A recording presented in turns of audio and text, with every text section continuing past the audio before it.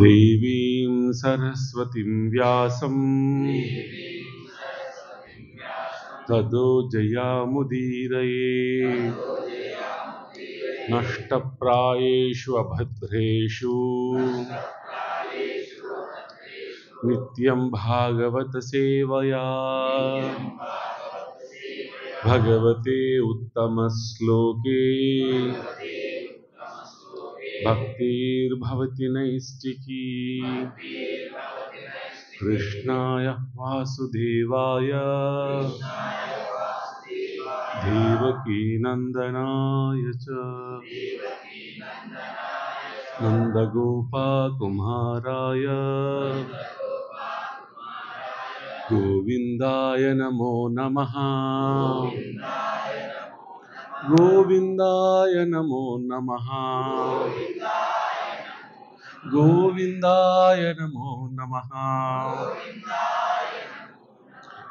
జ్ఞానతిమిరంధస్య జ్ఞానాంజనశలాకయ చక్షురున్మిళితమేన తస్మై శ్రీ గురువే నమః. నమో విష్ణుపదాయ కృష్ణపృష్ఠాయ భూతలే శ్రీమతి భక్తి వేదాంత స్వామినితి నామినే. నమస్తే సరస్వతే దేవే గౌరవాణి ప్రచారిణి నిర్విశేష శూన్యవాది పాశ్చాత్య దేశతారిణి. जय श्री कृष्ण चैतन्य प्रभुर्नित्यानंद श्री अद्वैत गदाधर श्रीवासादि गौर भक्त वृंद.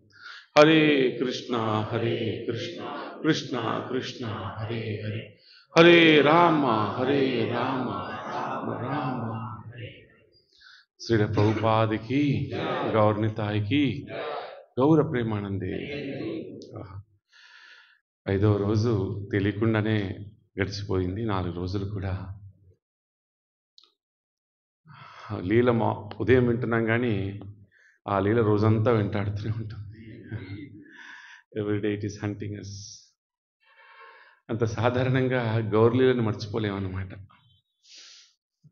ఎంతో సుకృతి ఉంటే కానీ గౌరలీ వినే అవకాశం దొరకదు సాధారణంగా. మనకి ఇన్ని సంవత్సరాల నుంచి ఇక్కడ మనం ఈ యొక్క సత్సంగం నడుపుతున్నా మహాప్రభు వారి యొక్క సందర్భం చెప్పడానికి సందర్భం ఎప్పుడు కలగలేదు కూడా.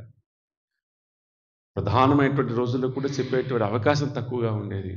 అలాంటిది మీరందరూ కూడా ఈ మంగళారతి అనేటువంటి చక్కటి కార్యక్రమానికి సంకల్పం చేసుకుని ఎప్పటి నుంచి జరుగుతుంది ఇక్కడ, బట్ అందరూ రావాలి అనేటువంటి ఒక సంకల్పంతో ఇంతమంది రావడం అనేటువంటిది అది స్ఫురణ, అదే ఉత్సాహం అనమాట. దానివల్లనే ఇది సాధ్యమైంది 5 రోజులు కూడా మనం ఈ కథాంశంను పెట్టుకోవడానికి.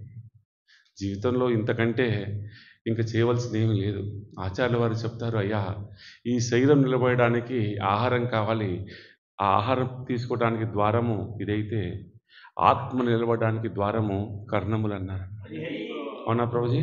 శరీరం నిలబడడానికి ఆహారం ఎక్కడ తీసుకుంటాం మనం? నోటి ద్వారా. సో ఈ నోరు ఇదే మనకి ఆహారం. ఎస్, ఇది ఆహారం, ఇది ద్వారం. ఏది నిలబడడానికి? శరీరం నిలబడడానికి. కానీ లోపల ఆత్మ ఉంది కదా, అదే కదా ఆధారభూతమైనటువంటిది. మరి అది నిలబడడానికి ఆధారం ఏమిటయ్యా అంటే కర్ణములు అన్నమాట. కాబట్టి అంత అద్భుతంగా 4 రోజులు మనం పూర్తి చేసుకున్నాం. భక్తులారా, 4 రోజుల్లో చెప్పినటువంటిది 4 నిమిషాల్లో మనం ఒకసారి మనం మననం చేసుకొని ఈనాటి చివరి ఘట్టమైనటువంటి సన్యాసరీలోకి ప్రవేశం చేసేటువంటి ప్రయత్నం చేద్దాం. మొట్టమొదటిగా మనం ఎక్కడ చర్చించామయ్యా అంటే కనుక రాముడి యొక్క అవతారం యొక్క ప్రయోజనములు చర్చించాం. ఎందుకు భగవంతుడు అవతారం చేస్తాడనేటువంటిది చర్చించాం. దానిలో భాగంగా ప్రత్యేకించి ధర్మ సంస్థాపన, రెండవది వేద ప్రతిపాదితమైనటువంటి తత్వాన్ని చెప్పడం తెలియజేయడం కోసం అనేటువంటిది రెండవ కారణమైతే, ప్రత్యేకించి మూడవ కారణం ఏంటి ప్రభుజీ? లీల అనేటువంటిది చేసి అది మనకి సాధనంగా ఇచ్చేసి తిరిగి భగవంతుని చేరుకోవటానికి అనేటువంటి భావన చేశాం. తర్వాత విశేషంగా రామావతారము, కృష్ణావతారము, అదేవిధంగా కలియుగమునందు మహాప్రభు యొక్క అవతారం గురించి తెలుసుకున్న పరిపూర్ణమైనటువంటి మానవుడు, పరిపూర్ణమైనటువంటి భగవానుడు, ఆ మానవుని భగవానుని కలిపేటువంటి పరిపూర్ణమైనటువంటి ఒక భక్తిని ప్రదర్శించేటువంటి భక్తి అవతారం. ఈ 3 కూడా మనం చర్చించుకున్నాం. వాల్మీకుల వారు, వ్యాసుల వారు, అదేవిధంగా మహాప్రభుల వారి గ్రంథాలు అనేటువంటివి 3. చైతన్య మంగళ, లోచన్ దాస్ ఠాకూర్లు, చైతన్య భాగవతం ఎవరంటే బృందావన్ దాస్ ఠాకూర్ల వారు, అదేవిధంగా చైతన్య చరితామృతము కృష్ణదాస్ కవిరాజు గోస్వామి. మొత్తం మహాప్రభు వారి యొక్క జీవిత చరిత్ర అంతా కూడా వారు ఈ భూలోకం నందు చేసిన లీలా సమయము 48 సంవత్సరములు. అందులో 24 సంవత్సరములు నవద్వీపంలో చేస్తే 24 సంవత్సరములు తదంతర కాలం సన్యాసాశ్రమం తర్వాత వారు లీల చేసినట్టుగా మనం తెలుసుకున్నాం. ప్రత్యేకించి అందులో ఈ ఇంకొకటి భాగం మీరందరూ కూడా పట్టుకోవాల్సింది, ఏమి ఆధారంగా ఈ గ్రంథాలు రాశారంటే కనుక మురారి గుప్తా అనేటువంటి వారు ఈ నవద్వీపంలో ఉన్నప్పుడు చేసినన్ని కూడా డాక్యుమెంట్ చేశాడనమాట ఆ గ్రంథం. దాని ఆధారంగా ఈ 3 గ్రంథాలు రచించబడ్డాయి. అదేవిధంగా సన్యాసాశ్రమం స్వీకరించిన తర్వాత స్వరూప దామోదర గోస్వాముల వారు మొత్తం డైలీ కూడా రాస్తారు, డైరీ రాస్తారనమాట మహాప్రభు ఎవ్రీడే హర్ దిన్ కా. దాన్ని ఆధారం చేసుకొని సన్యాసాశ్రమం తర్వాత జరిగేటువంటి లీలలు కూడా మనకి అందించారనమాట. ఇది ప్రధానంగా మనం తెలుసుకుందాం. ఇందులో మనం అన్ని తీసుకోలేం కదా. ఉన్నటువంటి 5 రోజుల్లో గంగా నదిలోకి వెళ్ళామనుకోండి, ఘాట్లు ఉంటాయి అనేకంగా. ఏ ఘాట్లోంచి దిగినా అదే గంగా స్నానం. అదేవిధంగా మహాప్రభు వారి యొక్క లీలలు కూడా అనంతంగా కనిపిస్తున్నాయి మనకి. అది ఏ లీల తీసుకున్నా సరే అదే అమృతం అనమాట. అలాగే మనం కూడా ఏ ఘట్టాన్ని తీసుకున్నాం? సన్యాసాశ్రమం అనేటువంటి ఘట్టాన్ని తీసుకున్నాం. ఆ తీసుకుని ఎక్కడ ప్రారంభించామయ్యా అంటే కనుక సన్యాసి ఆశ్రమంలో ఉన్నటువంటి ప్రధానమైనటువంటి ప్రారంభంలో ఉన్నటువంటి లీల శ్రీవాసాంగనంలో జరిగేటువంటి మహాద్భుతమైన లీల. ఏ విధంగా వారు మహాప్రభు వారు శ్రీవాసాంగనంలో ఆంతరంగికంగా తన యొక్క అంతరంగికమైనటువంటి ఆమోదితమైనటువంటి భక్తులందరినీ కూడా చక్కగా పిలిచి ఆ రాత్రి సమయంలో వారు చేసేటువంటి దివ్యమైనటువంటి లీల ఏమిటి? సంకీర్తన లీల, సంకీర్తన విలాస లీల అంటారు మనకి గ్రంథం లోపల. సంకీర్తన విలాసలీల అంటారనమాట. అలా సంకీర్తన విలాసలో భాగంగా ఒకనాడు అద్భుతమైన లీలను కూడా మనందరం కూడా తెలుసుకున్నాం. ఏ విధంగా శ్రీవాస్ ఠాకూర్ వారి యొక్క సోదరుడు యొక్క కుమారుడైనటువంటి వాడు 14 సంవత్సరాల ప్రాయం లోపల అక్కడ మహాసంకీర్తన జరుగుతుంది. మహాప్రభు వారు మహాద్భుతంగా నాట్యం చేస్తున్నారు, రోధిస్తున్నారు, ఆనందిస్తున్నారు. భగవంతుని యొక్క సాక్షాత్కారాన్ని, ఆ యొక్క భగవంతుని యొక్క ప్రేమలో తన్మయత్వంతో ఉన్నటువంటి ఆక్రమణలోనే వారి యొక్క సోదరుడు కుమారుడైనటువంటి వాడు మరణించటం, అది ఎవరు కూడా తెలుసుకోకపోవటం, తెలుసుకొని కూడా మహాప్రభు వారికి ఆటంకం కలుగుతుందని చెప్పేసి ఎప్పుడు కూడా వారు రోధించకుండా ఉండటం. అంతటి మహాభాగ్యము ఎవరికి కలగదు? ఇది మహాప్రభు అంటే భగవానుడి యొక్క నామధేయం ఉచ్చరిస్తే మనకు వైకుంఠం అన్నారు.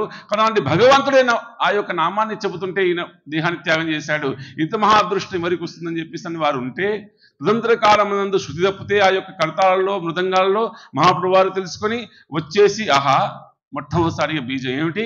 ఇంతగా నాపై ప్రేమ కురిపిస్తున్నారు, మిమ్మల్ని వదిలి నేను ఎలా వెళ్ళాలి అనేటువంటి మొట్టమొదటి బీజం అక్కడ కనిపించింది మహాప్రభుల వారిది. తదంతర కాలంలో ఆ కుమారుడికి కూడా ఆయువు పోసి ఆ కుమారుడు చేత ప్రవచన ఇప్పించేసి పుత్ర శోకాన్ని తీసేసినటువంటి వారు మహాప్రభువుకి. ఆహాహా. తదంతర కాలమునందు ఇంకేమిటయ్యా అంటే కనుక 2 ప్రధానమైనటువంటి కారణములు, ఒకటి ఆంతరంగికమైనటువంటి కారణము, 2 బహిరంగమైనటువంటి కారణం వారు సన్యాసాశ్రమాన్ని స్వీకరించడానికి. బాహ్యమైనటువంటి కారణం ఏమిటి అంటే కనుక ఒకనాడు వారు గంగానది తీర ప్రాంతంలో కూర్చొని గోపి గోపి గోపి అనేటువంటి నామధేయాన్ని వారు ఉచ్చరిస్తుంటే కనుక ఏమనియా చెబితే కృష్ణనామాన్ని చెప్పు, లేకపోతే భగవంతుని యొక్క అనేక నామాలు ఉన్నాయి, ఏ నామాన్ని పట్టుకున్నా సరే వైకుంఠమే కదా, ఆ నామాలు కాకుండా మీరు గోపి గోపి అని చెప్పి ఎందుకు వినిపిస్తున్నారు? ఇది శాస్త్రసమ్మతమైనటువంటిది కాదు కదా. మిమ్మల్ని చూస్తుంటే కనుక మీ యొక్క వ్యవహారాన్ని చూస్తుంట కాస్త మతసిమితం లేనట్టు కనిపిస్తుంది అనేటువంటి నింద చేశారు. వారి పేరు కృష్ణానందులు. అంటే కనుక అయ్యో నిజమే కదా, ఈ బాహ్యమైనటువంటి ప్రపంచంలోకి యథార్థమైనటువంటి స్వచ్ఛమైనటువంటి భగవంతుని యొక్క ప్రేమని ఎవరు కూడా అనుభూతి పొందలేకపోతున్నారే. నేను ఎందుకు వచ్చాను? ఈ అవతారం యొక్క ప్రయోజనం ఏమిటంటే కనుక 6 వారందరూ మనం చర్చించుకున్నాం. వీరు ఎప్పటికి కూడా కృష్ణ ప్రేమని పొందేటువంటి అవకాశం లేదు, కృష్ణ భక్తిని స్వీకరించే అవకాశం లేదు, కృష్ణ నామాన్ని స్వీకరించేటువంటి అవకాశం లేదు. నింద చేసేటువంటి వారు, పాషండులైనటువంటి వారు, అదేవిధంగా కుతర్కం చేసేటువంటి వారు, అపరాధాలు చేసేటువంటి వారు, మిడిమిడి జ్ఞానం కలిగినటువంటి వారు, వీరు ఎప్పుడు పాషండులైనటువంటి వారు, అంటే నాస్తికంగా ఉన్నటువంటి వారు, భగవంతుడు లేడనేటువంటి విశ్వాసం ఉన్నటువంటి వారు, వారు ఎప్పుడు కూడా కృష్ణనామాన్ని స్వీకరించని. వారిని స్వీకరించాలంటే కనుక నేనేం చేయవలసింది? వారు నా పాదాలను ఆశ్రయించాలి, తద్వారా నేను ఈ కృష్ణ భక్తిని అనుగ్రహించాలి. కానీ వారు నా పాదాలను ఆశ్రయించారు. కారణం ఏమిటి? ఇప్పుడు నేను చెప్పినటువంటి వారందరూ కూడా ఉత్తమోత్తమైనటువంటి స్థానంలో ఉన్నటువంటి వారే. వారు బ్రాహ్మణులైనటువంటి వారు, నేను బ్రాహ్మణుణ్ణి, వారు గృహస్థంలో ఉన్నారు, నేను గృహస్థంలో ఉన్నాను. కాబట్టి ఎప్పటికి కూడా వారు నా పాదాలను ఆశ్రయించే అవకాశం లేదు. నా పాదాన్ని ఆశ్రయించాలంటే కనుక వారికి కేవలం కూడా నేను ఈ యొక్క గృహస్థాశ్రమాన్ని త్యజించేసి ఏ ఆశ్రమం స్వీకరించాలి ప్రభుజీ? సన్యాసాశ్రమాన్ని స్వీకరించాలి. ఆంతరంగికమైనటువంటి కారణం. తర్వాత కాలంలో ఒక బ్రాహ్మణుడు అనేటువంటి వాడు, వీరు రాత్రి సమయాల్లో శ్రీవాసాంగనంలో లీల చేస్తుంటే, మహావిలాస లీల చేస్తుంటే, మహాప్రకాశ లీల చేస్తుంటే సంకీర్తనలో ఉంటే వారు వచ్చేసి ద్వారాన్ని కొట్టారు. లోపల ఎవరూ వినటం లేదు. అయ్యా కోపోద్రిక్తులయ్యారు. అయ్యా మహాప్రభు, ఏ ఆనందానైతే కనుక నన్ను నిరాకరించావో, నన్ను ఆ యొక్క ప్రవేశం లేకుండా ఏ ఆనందానైతే కనుక నువ్వు పొందుతున్నావో గృహస్థాశ్రమంలో ఉండి, ఆ గృహస్థాశ్రమం నువ్వు త్యజించుగాక అనేటువంటి శాపం పెట్టాను. శాపం అనేటువంటివి భగవంతుని యొక్క సంకల్పము చేత కానీ నిజంగా వారు యథార్థంగా శాపాలు ఉంటాయా భగవంతునికి? భగవంతునికి శాపాలు అనేటువంటివి ఏమీ లేవు. భగవత్ సంబంధితమైనటువంటి, భగవత్ ఆమోదితమైనటువంటివి, అవి భగవత్ ప్రేరితమైనటువంటివిగా చెప్పబడుతుంది. అలాగా ఆ యొక్క శాపాన్ని స్వీకరించేసి చిరునవ్వు నవ్వి ఇక తాను ఏమనుకున్నారు? సన్యాసాశ్రమాన్ని స్వీకరించాలనుకున్నారు. ఇక్కడికి వచ్చాం. తరువాత కాలమునందు ఈ సన్యాసాశ్రమం నేను స్వీకరిస్తున్నాను ఎవరు చెప్పాలండి? మొట్టమొదటి ఎవరు చెప్పారండి? నిత్యానంద ప్రభులు వారు చెప్పారనమాట. అయ్యా మీరే ఇచ్చామేలు అన్నారు వారు. తర్వాత ఎవరికి చెప్పారండి?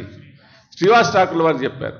తర్వాత గదాధర ప్రభుల వారు చెప్పారు. ఇలా అందరికీ చెప్పుకుంటూ వచ్చారు. అందరూ బాధపడుతున్నారు.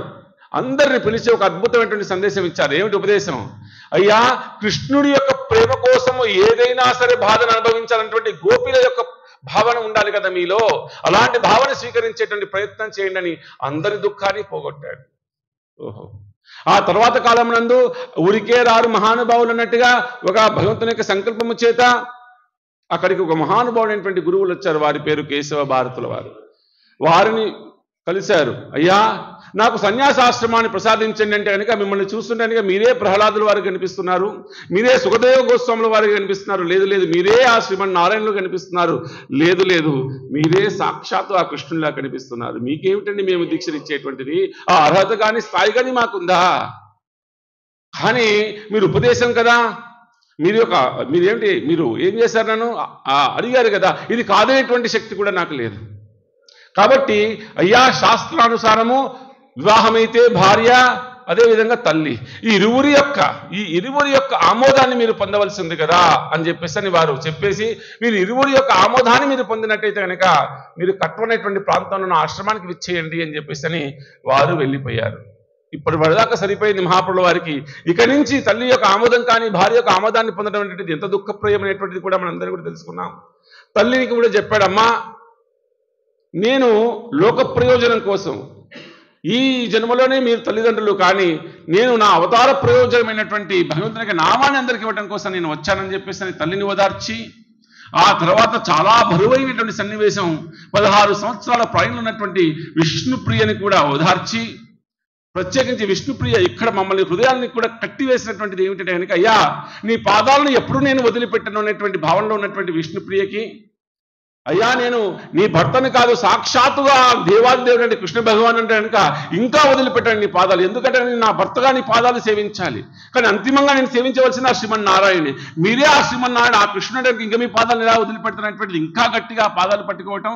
తర్వాత కాలం నందు మహాప్రభుల వారు నాకు అభిన్నమైనటువంటి ఒక విగ్రహాన్ని ఈ యొక్క మన ఆంగ్లంలో ఉన్నటువంటి వేప చెట్టు ద్వారా ఉన్నటువంటి ఆ కర్ర చేత మీరు ఒక చక్కటి విగ్రహాన్ని చేయించి అందులోనే నా ప్రాణం అనేటువంటిది ఉంటుంది, ఆ విగ్రహాన్ని చక్కగా సేవించండి, నాకు ఆ విగ్రహానికి భేదం లేదు అనేటువంటి ఒక చక్కటి ఉపదేశాన్ని వారికి అందించేశారు.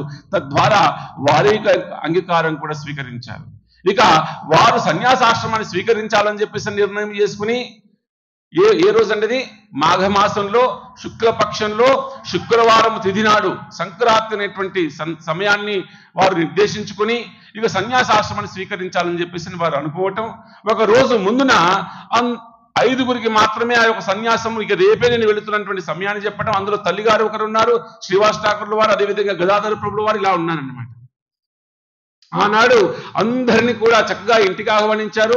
అందులో అందరూ కూడా వచ్చేసి మహాద్భుతంగా వారందరూ కూడా సంకీర్తన చేస్తున్నారు. కానీ నవద్వీపంలో చాలా మంది కానీ ఈ మహాప్రభుల వారు ఎలాగైనా సరే మేము పోనివ్వమని చెప్పేసి అప్పటికి చాలా మంది కూడా ప్రయత్నం చేస్తూ ఉన్నారు. అలా అందరూ కూడా వచ్చేసి మహాప్రభుల వారికి చక్కటి ఫలాలు తీసుకొస్తున్నారు, సంకీర్తన చేస్తున్నారు, ఇలా ఇక్కడ అన్ని చేస్తున్నారు. కానీ మహాప్రభుల వారికి తెలుసు ఇక ఈనాడే నా యొక్క గృహస్థాశ్రమంలో చివరి రోజు ఈ నవద్వీపంలో అని చెప్పేసి వారు ఆంతరంగంగా అనుకుంటున్నారంట. అదే సమయంలో ఒక చిన్న ఘట్టం మర్చిపోయాను చెప్పే క్రమంలో. ప్రత్యేకించి వారు గృహస్థాశ్రమంలో స్వీకరించినటువంటి ఆఖరి ప్రసాదము అది చాలా విశేషంగా చెప్పబడుతుంది ఆచార్యుల వారి ద్వారా. అది కొల్లవచ్చ శ్రీధరుల వారి గృహంలో మనం ఆనపకాయ అంటాం, లేదా సొరకాయ అంటాం, లోకి అంటారు, ఇందులో లోకి ఈ లోకి అనేటువంటి దాన్ని వారి ఇంట్లో ఒక చెట్టు పెట్టాడంట. ఎవరు? కొల్లవెచ్చ వాళ్ళు, శ్రీధరుల వారు పెట్టి ఆ చెట్టు ద్వారా వచ్చేటువంటి ఏ కూరగాయ అయినా సరే అది మహాప్రభువారికి సమర్పించేటువంటి వారు. వారికి తెలియదు ఆనాడు చివరి రోజు మహాప్రభువారు వెళ్ళిపోతున్నారని. ఆనాడు కూడా మహా అద్భుతంగా ఒక కాయ వచ్చిందంట, సొరకాయ. దాన్ని చక్కగా తెంపుకొని వచ్చేసి అందరూ సంకీర్తన చేస్తుంటే ఆయన మాత్రం ఆ రూపంకి ఎంత ఇష్టమో ఎవరికి? శ్రీధరుల వారికి. ఆ పాత నీళ్ళు మనందరూ తెలుసు కదా. అలా కొన్ని అరటి యొక్క ఆకులు తీసుకొచ్చేసి దానిలోనే భోజనం చేస్తారు మహాప్రభుల వారు. నిజానికి ఆ యొక్క లోకిని కూడా ఇచ్చారంట. అయ్యో, ఇది ఇక రేపటి రోజున నేను స్వీకరించాను. ఎందుకంటే తరువాత కాలమునందు వారి యొక్క నియమములు, సన్యాసాశ్రమాన్ని స్వీకరించిన తర్వాత వారు ఆచరించినటువంటి కఠోరమైనటువంటి నిర్ణయములు అది సాధారణమైనటువంటిది కాదు. ఉదాహరణకి ఒకనాడు నింద వేయాలనుకున్న వాళ్ళు ఉంటారు కదా. కురుక్షేత్రంలో మహాప్రభుల వారి యొక్క ఆశ్రమానికి వస్తే, అయ్యో మీ యొక్క చైతన్య మహాప్రభుల వారి యొక్క ఆశ్రమానికి నేను వస్తుంటే కనుక ఆ యొక్క గడప దగ్గర చాలా చీమలు కనిపిస్తున్నాయి, అంటే మీ గురువుల వారు బాగా మిఠాయి తింటున్నారేమో అనేటువంటి నింద వేశారట. ఆనాటి నుంచి ఆ ప్రసాదం లోపల చక్కెర కూడా తాను తెగించారన్నమాట. నియమం అంటే అంతటి నియమానికి పాటించినటువంటి వారు మహాప్రభుల వారు. సన్యాసాశ్రమం అంటే కనుక యథార్థముగా ఉదాహరణగా నిలిచినటువంటి వారు మహాప్రభుల వారు అన్నమాట. అలాంటి వారు ఆ శ్రీధరుల వారు ఆ యొక్క కూరగాయనిస్తే తల్లిని పిలిచాడు. అమ్మా, నాకు చాలా ప్రేమగా ఇష్టమైనటువంటి వంటకం ఏమిటి? మహాప్రభుల వారు చాలా ఇష్టమైనటువంటి వంటకం. ఎప్పుడైనా మనం గౌరవ పూర్ణిమ రోజు ఆఫర్ చేయడానికి అనుకువైనటువంటి ఆ యొక్క వంటకాన్ని మీకు చెప్పేటువంటి ప్రయత్నం చేస్తున్నాను భక్తులారా. మనం ఆఫర్ చేయొచ్చు ఇక్కడ మహాప్రభుల వారికి. ఏమిటి? దాన్ని బెంగాల్ భాషలో దుక్త దుంబి అంటారంట. నాకు కూడా తెలియదు ఇన్ బెంగాల్. ఏమిటంటే అనగా లోకిని చాలా కట్ చేసి అప్పుడే పాలు తీసుకొచ్చారు కొంతమంది. ఆ పాలను కలిపి తర్వాత చక్కెరని కలిపి ఒక స్వీట్ని తయారు చేశారనమాట. కద్దు ఖీర్, కరెక్ట్. లోకితోని పాలు, అదేవిధంగా చక్కెర, నెయ్యి ఇలా చేసి ఒక మంచి స్వీట్ తయారు చేసింది తల్లి అనమాట. అదే చివరిగా వారు తీసుకున్నటువంటి ఆ గృహంలో తీసుకున్నటువంటి ప్రసాదం. కాబట్టి మనం కూడా అలాగ చక్కటి నైవేద్యాన్ని మహాప్రభుల వారికి గౌరవ పూర్ణిమ రోజు సమర్పణ చేసేటువంటి ప్రయత్నం చేద్దాం. అవకాశం ఉంటే అదే ప్రసాదాన్ని అందరికీ కూడా కొద్ది ఇచ్చేటువంటి ప్రయత్నం చేద్దాం. హరి బోల్. అక్కడి నుంచి ఇంకా రాత్రి సమయం నందు విష్ణుప్రియ దగ్గరికి వెళ్ళటం. విష్ణుప్రియ ఇంకా ఎలాగైనా సరే ఆ పాదాలు పట్టుకొని నేను వదిలిపెట్టానని చెప్పేసి ఆ పాదాలు పట్టుకోవటం. ఉదయం 3 అవ్వటం. ఆ 3 గంటలకి బ్రహ్మముహూర్త సమయం అయింది. ఇక నేను ఈ నవద్వీపాన్ని వదిలేసి గంగానది తీరాన్ని వదిలేసి వెళ్ళాలనేటువంటి సంకల్పం చేసుకొని చూస్తే ఆ తల్లి యొక్క కళ్ళు అలాగే తెరిచి ఉన్నాయి. ఆ కంటి నుంచి ధారలు కారుతున్నాయి. ఆ ధారలన్నీ కూడా తన యొక్క పాదాలను స్పృశిస్తున్నాయి. కానీ ఆ తల్లికి మాత్రం నిద్ర రావటం లేదే. ఈ తల్లిని దాటించి వేసేటువంటి శక్తి భగవంతుడిగా కూడా నాకు లేదు అనేటువంటి భావన చేయటం అని ఎవరిని పిలిచాడండి? నిద్రాదేవిని పిలిచాడు. పిలిచి, అయ్యా, నాకు ఈ తల్లిని నిద్రపుచ్చి దాటేటువంటి శక్తి సామర్థ్యములు భగవంతుడైనప్పటికీ కూడా నాకు లేదు. ఈ ప్రేమకు నేను దాసునైపోతున్నాను. కాబట్టి నీవే నిద్రపుచ్చు అని చెప్పేసి ఆ నిద్రాదేవిని ఆశ్రయించటం. తద్వారా ఆ తల్లి నిద్రాదేవి ఆశ్రయించగా కళ్ళు నిద్రలోకి వెళ్ళకపోవటం. తర్వాత ఆ తల్లి యొక్క చేతుల్లోంచి తన పాదాలు స్వీకరించేసి ఆనాడు రాత్రి ఆ తల్లి మహాద్భుతంగా మాలలు కుట్టిందంట విష్ణుప్రియ. ఆ మాలలు కుట్టి చక్కగా మహాప్రభుల వారి యొక్క మెడలో వేస్తుంది. ఆ మహాప్రభుల వారు ఆ మెడలో ఉన్నటువంటి మాలను తీసి ఆ తల్లి యొక్క శిరస్సును పెట్టి, నీ చరిత్ర, నా పట్ల నీకున్నటువంటి ప్రేమ సదా సదా సదా ఎప్పటికీ నిలుస్తుంది అని చెప్తారు. అక్కడ బృందావన్ దాస్ ఠాకూర్ల వారు ఒక ఫలశ్రుతిని చెప్తారన్నమాట. ఎవరైతే కనుక ఈ లీలను వింటారో వారు భౌతికమైనటువంటి బంధముల నుంచి మోక్ష సమయం నందు సంపూర్ణంగా వదిలిపెడతారని చెప్పి చెప్తారనమాట. తర్వాత కాలం నందు తల్లి దగ్గరికి వచ్చి, తల్లికి నీవే అనేక జన్మల యందు కూడా నాకు జన్మనిచ్చినటువంటి మహాతల్లివి. ఇక తర్వాత మీకు నేను 2 అవతారములు మీరు అంశములుగా ఉంటారు. అందులో ఒకటి భూదేవి యొక్క అంశంలో, 2 జివ్య యొక్క అంశంలో మీరు ఉంటారనేటువంటి ఆశీర్వచనం చేసి అక్కడి నుంచి బయలుదేరిపోయారు. బయలుదేరేటువంటి క్రమంలో ఎవరు కనిపించారయ్యా? మొట్టమొదటిగా గదాధరుల వారు కనిపించారు. వారిని నిరోధించారు. తర్వాత ఎవరండి? అందరూ నమస్కారం చేసుకుంటారు. అక్కడున్నటువంటి సమయంలో అందులో నమస్కారం చేసిన వారు ఎవరండి? బ్రాహ్మణోత్తములైనటువంటి వారు. మర్చిపోయారా వారి యొక్క లీలని? మర్చిపోలేదు కదా, నిన్న మనం చెప్పుకున్నాం అవునా. ఆ బ్రాహ్మణోత్తరైనటువంటి వారు అన్ని పర్యటిస్తూ ఇక ఆ నవద్వీపానికి వచ్చిన తర్వాత ప్రతిరోజు వారు మహాప్రభుని దర్శించేటువంటి వారు, దూరం నుంచి అలా నమస్కారం చేసుకొని ప్రణామాలు చేసుకుని వెళ్ళేటువంటి వారు దర్శించి చివరిగా వారు ప్రణామాలు చేసుకున్నారు. ఎందుకంటే రేపటి నుంచి ఇక నవద్వీపంలో వారు ఉంటారా, వారు ఉండరు అని వారు మనసులో అనుకుంటున్నారట. అయ్యా మహాప్రభులు వారు నేను దర్శిస్తుంటే కనుక ఈ నవద్వీపం అంతా ఏది కనిపించటం లేదు, ఒక్క మహాప్రభులు వారే కనిపిస్తారు నాకు అనుకుంటున్నానంట. ఇక నుంచి మహాప్రభులు వారు లేరంటే కనుక ఈ నవద్వీపం అంతా మహాప్రభులు వారు ఉన్నారని చెప్పి భావన చేస్తున్నారంట. బాగా పట్టుకోండి, మహాప్రభులు వారు ఉంటే కేవలం నవద్వీపంలో ఏది కనిపించదు, ఇంకా కేవలం మహాప్రభులు వారే కనిపిస్తారు. ఒకవేళ మహాప్రభులు వారి యొక్క నవద్వీపాన్ని వదిలిన తర్వాత వారు చేసిన లీలా ప్రదేశాలు ఎన్ని ఉన్నాయి కదా, అంతటా మహాప్రభులు వారు కనిపిస్తారు అని చెప్పేసి అన్నారంట. హరిబోల్ చెప్పండి, ఎంతటి భావన ఉందో. ఇది కూడా గోపీ భావనే అన్నమాట. బృందావనంలో కూడా కృష్ణుని చూస్తూ వాళ్ళు అంటారు, గోపికలందరూ కూడా, అయ్యా మేము కృష్ణుని చూస్తుంటే కనుక మాకు ఇంకా ఏది కనిపించదు. కానీ కృష్ణుడు కనుక దూరం అయితే అంతా కృష్ణుడే కనిపిస్తాడు మాకు అని చెప్పి అంటారు. అంటే కృష్ణుడు ఉన్నప్పుడు సమస్తము కృష్ణుని దర్శించడము, కృష్ణుడు లేకపోతే అంతటా కూడా కృష్ణుని దర్శించడము. ఇది నిజంగా బృందావనంలో ఉన్నటువంటి ప్రేమ భావంగా చెప్తారనమాట. ఎలా ఉంది రోజు వారి యొక్క భావన? మహా అద్భుతం, మహా అద్భుతం, అద్భుతాది అద్భుతం అనమాట. అలా వారు గంగానదిలోకి తీరంలోకి వచ్చారట. ఈనాటి నుంచి ప్రయాణం కొనసాగిద్దాం. గంగానది తీరంలోకి వచ్చేసి ఇక నేను అయ్యో ఎవరు దాటించేవారు ఎవరు లేరే పడవని అని చెప్పేసి ఆలోచిస్తుంటే కనుక గంగాదేవి ప్రార్థన చేస్తున్నట్టు, అయ్యా గృహస్థాశ్రమములుగా మిమ్మల్ని చివరిసారిగా ఆలింగనం చేసుకోవాలనేటువంటి కోరికను వెళ్ళిపుచ్చిందంట. వెంటనే వారు ఆ గంగలోకి దిగిపోయారు. స్వంతంగా ఈదుకుంటూ ఆ నదిని దాటుతున్నారంట. నదిని దాటేశారు. తర్వాత కాలంలో ఆ గంగా నదికి ఆ ప్రదేశంలో కూడా ఎంతో నింద వేయబడింది. ఏమిటయ్యా అంటే కనుక ఈ గంగా నదికి హృదయం లేదు, నిర్హృదయమైనటువంటిది ఈ గంగా. ఎందుకంటే కనుక కావాల్సి ఎవరు ఆపలేకపోవచ్చు, కానీ గంగా నది ఆపొచ్చేమనేటువంటి భక్తుల యొక్క భావన. అది యథార్థంగా గంగా ఆపగలుగుతుందా?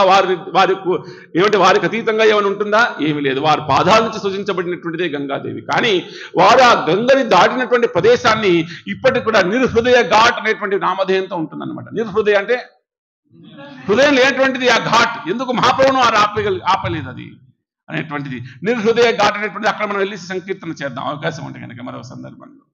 నిర్హృదయ ఘాట్ అనేటువంటి ప్రదేశం నుంచి అది దాటారు, మహాప్రభు వారు దాటేశారు. ఇక సూర్యోదయం అనేటువంటిది కొంత సమయంలో రాబోతుంది. వెంటనే అడుగులు పడ్డాయి. ఎక్కడి నుంచి? నవద్వీపంలో నుంచి కట్వ అనేటువంటి ప్రాంతానికి. కంఠ నగరం అనేటువంటి పేరంటే అప్పట్లో బెంగాల్ కట్వాకి. అక్కడికి వెంటనే అడుగులు వేయబడ్డాది. ఆ కట్వా అనేటువంటి ప్రాంతంలోకి అడుగులు పడుతున్నటువంటి క్రమంలోనే సూర్యుడు ఉదయిస్తున్నాడంట. సూర్యుడు ఉదయిస్తుంటే ఇక్కడ కట్వ అనేటువంటి ప్రాంతంలో మాత్రం ఏమిటి ఈనాడు ఆ యొక్క వీధులన్నీ కూడా వెళుతూ ఉంటే వారు ఏమిటి ఈనాడు 2 సూర్యులు ఉదయిస్తున్నాయి కట్వాలో.